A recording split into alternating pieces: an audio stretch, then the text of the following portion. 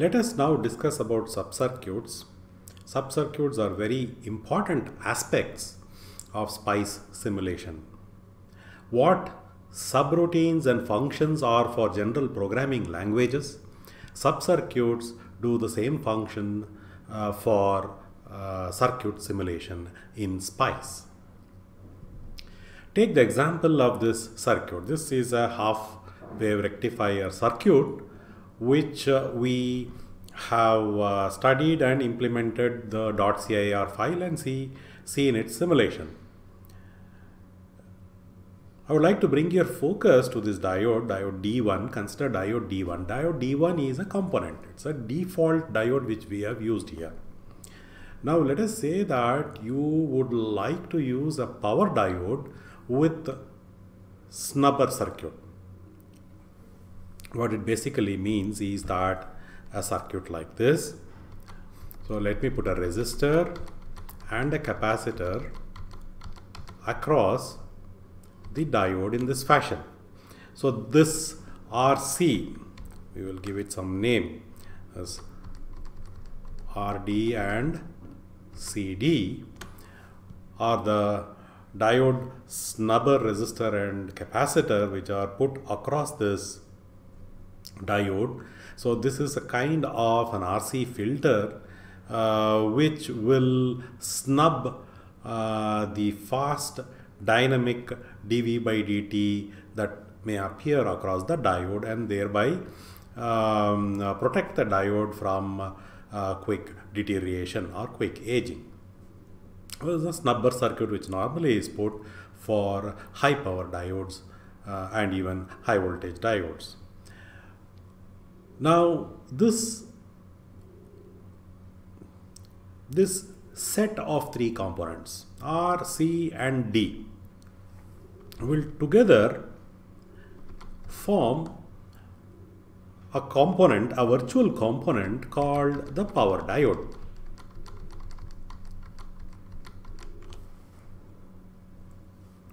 So this virtual component called the power diode can be a subcircuit which you can repeatedly use in different parts of the same circuit, just like you would use a normal component. So let me demonstrate this with an example. So let us take a full wave rectifier circuit containing 4 diodes like this. So we have 4 diodes like this. It's a full wave rectifier circuit. The AC source is connected across the center midpoints of the diode bridge, and you have, similar to the half wave rectifier, the resistance divider network R1 and R2. So naming the parts similarly, V1, R1 and R2 would form the full wave. This forms the full wave rectifier circuit. Now these 4 diodes are again let us say normal diodes, but if you want to replace them with power diode just like what we discussed here, then each of these diodes will need to have snubber network across that. So you need to have an RC across this diode. You need to have another RC across this diode. Likewise, RC across this diode and RC across this diode.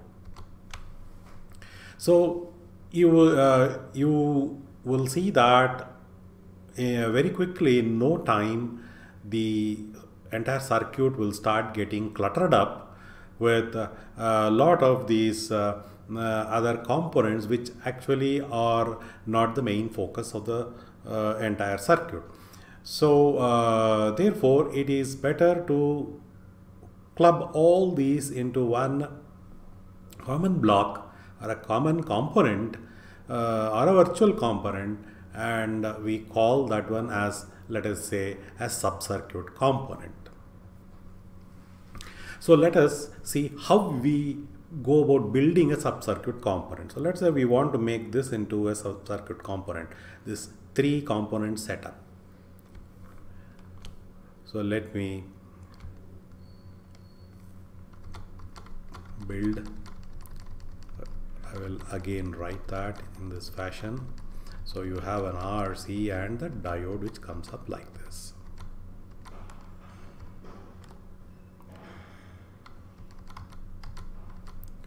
So this block, this blue block that encloses these three components, is the virtual component, and this blue block has two terminals, one terminal here and another terminal here. So we will call this bottom terminal here as anode and the top one as the cathode. So this needs to be converted into a subcircuit for utilization in Ngspice. So subcircuits are written in this fashion: dot command, so that Ngspice recognizes that it is a subcircuit, dot subckt, and the end of the subcircuit Ngspice recognizes that by dot end subcircuit. So between these two should come the code for this circuit. So let us write that.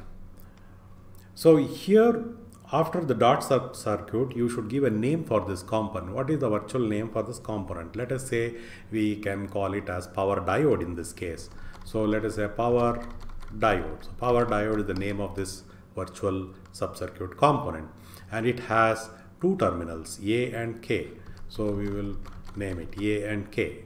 So now this is the new component, and let me call this DX, RX and CX. So DX is a diode between A and K, and we will have a model D mod. We will declare the model later. And RX is a resistance between node A and this midpoint M, node A and midpoint M, let's say 10K.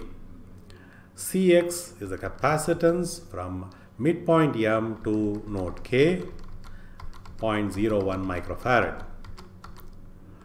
And then we need to declare this model.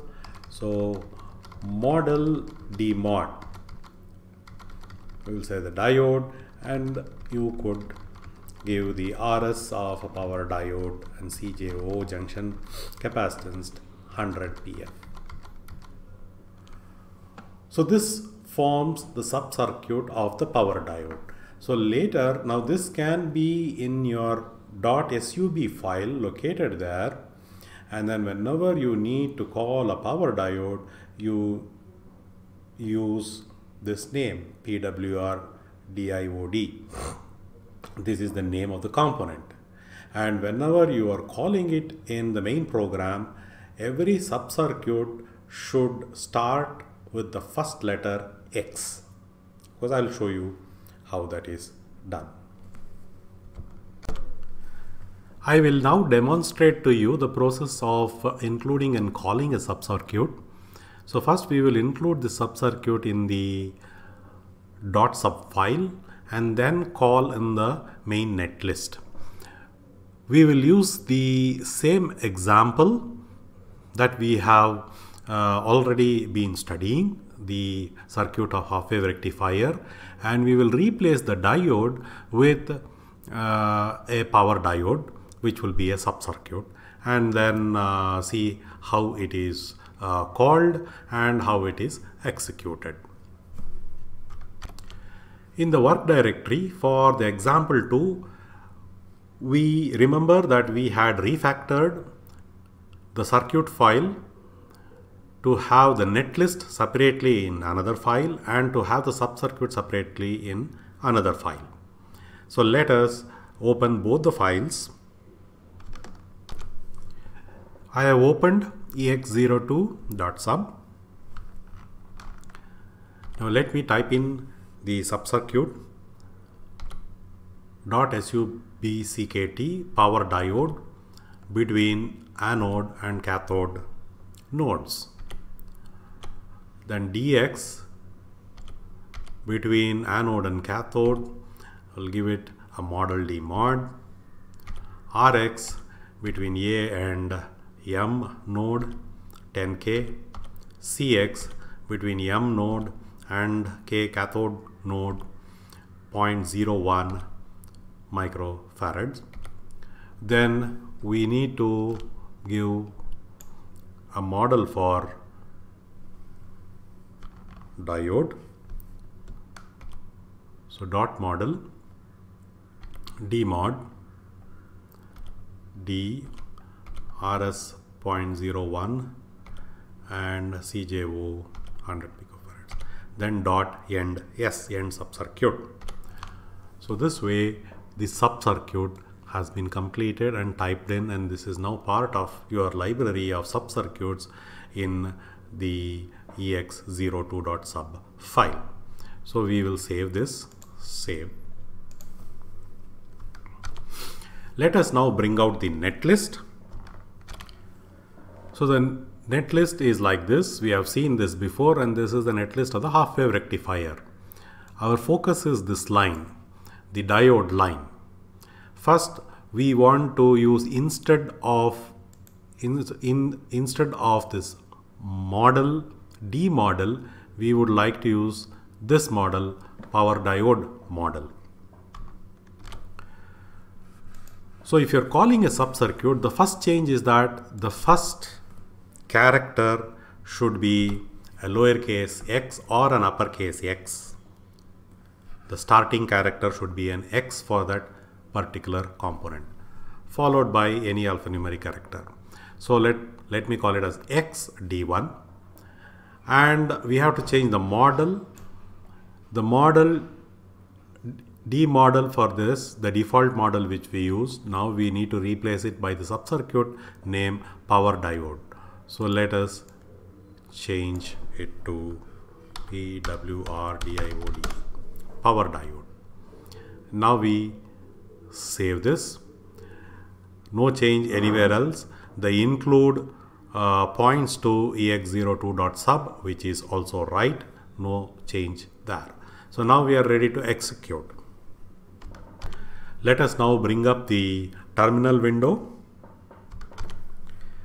Let me change directory to work. I will list the directory. So we are in the right directory. Now Ngspice ex02.cir.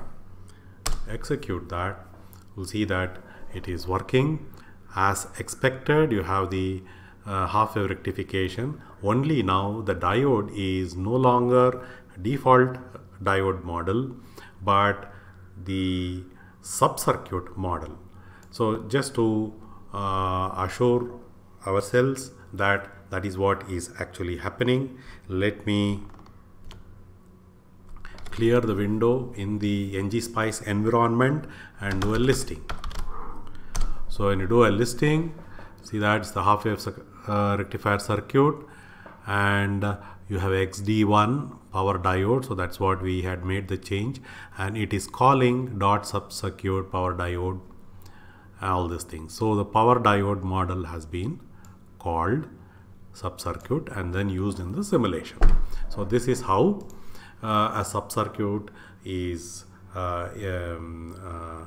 installed in the library of subcircuits and then called in the netlist for usage as a component. The ex02.sub now has two components. One, a diode model, default diode. The other, a power diode in the form of a subcircuit. Like this, you can keep building up your list of components as a library, which will be ready at hand to you when you want to do simulation. My recommendation is that you try to develop models for generic components. More generic the better, because when you are simulating the circuit at that point in time, you have conceptualized the circuit, you have not yet designed the circuit. So you will not know what should be the value or the rating of the voltage and the current ratings of the various components that you need to select and put. So if you are using generic components, then you can apply it to any circuit, and after the simulation is performed, you can measure the currents and the voltages across the devices at various nodes and branches, and then take the first draft call on rating the devices, and then eventually to select the components, commercial components. So therefore it is very important that you develop generic set of devices which will be helpful and useful for you to do quick simulations. Over the years, I have spent time little by little in accumulating, in making different components. It is quite a good collection which has components for most of the commonly used components. I will share I'll share those with you, and you are free to download them. I have placed them in, let me write that, in this place in the website http surya.desc.iasc.ac.in/lu. I will go to that website, which is here, and go to the resources. You are in that website. So here in the simulation section, right hand side simulation section, I am hovering over my sub-circuit collection. Click on that. So you have edt master.sub. It basically is a list of the various sub-circuits that I have collected over the years. It's for you. Click on that. There's a text file. You can download the whole thing or copy select portion of the sub-circuit that you want and then use it. There are sub-circuits for bond graphs, gyrator. You have the sub-circuit for modified gyrator, for transformer, the forward transformer, push-pull transformer, flyback transformer. These transformers we will be using later in the simulation. I will also explain to you about them later. BJTs, diode, then switches, accumulator, sample and hold. You have PID, PWM, PWM bridge for bridges, PWM for single phase, triangle comparison, sub-circuit for SCR, and there is the summers, adders, multiplier, gain, transfer function, clock circuit, SR flip-flop, XOR gate, an op-amp, very useful op-amp sub-circuit, which is dynamically very fast, and a very generic op-amp. And then there is a sub-circuit for PV source too, photovoltaic cell. So these are some of the some of my collection.